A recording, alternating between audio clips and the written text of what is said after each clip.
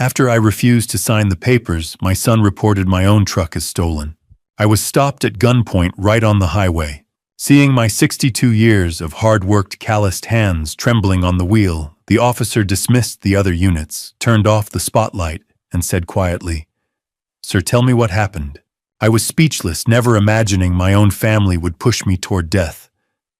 But they don't know one thing: I've prepared a terrifying gift to expose them at my very own wedding anniversary party. I'm so grateful you're here. To connect, which country or city are you watching from?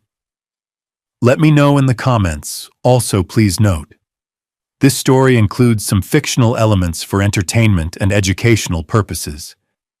Any resemblance to names or settings is coincidental, but the message I'm conveying is useful. The boots I heard on the asphalt were measured and deliberate, not the heavy, aggressive stomp of an officer moving toward a suspect. These were the footsteps of someone who had slowed himself down on purpose. I kept my hands flat against the steering wheel, the way the loudspeaker had instructed. The spotlight from the cruiser behind me turned the inside of my truck into something close to daylight, harsh and without shadow. I could see every crack in my knuckles, every callus. 62 years of work mapped out across my palms like a road I had already traveled and could not go back on. The footsteps stopped beside my window. I turned my head slowly and looked into the face of Caleb Owens. He was not in full tactical stance. His right hand was not near his holster. He was standing with his shoulders slightly lowered, the way he stood when he was thinking carefully about something, the same way he stood at my kitchen table on Sunday mornings when he came for breakfast with Sophia.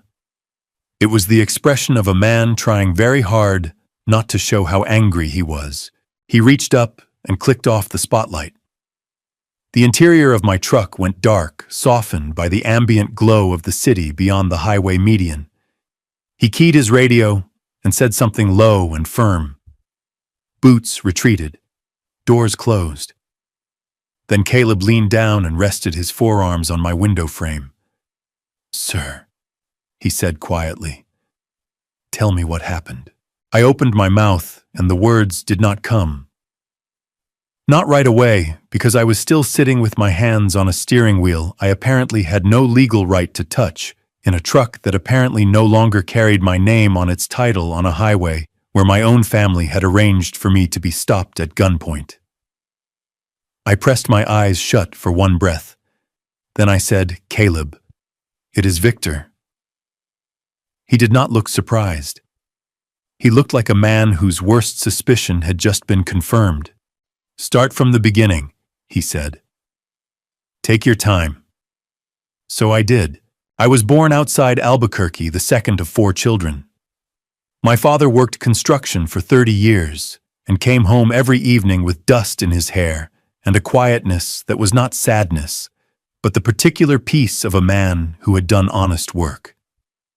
He taught me 2 things above everything else: that a man's word is the only currency that cannot be seized, and that you build things with your hands, so something remains after you are gone.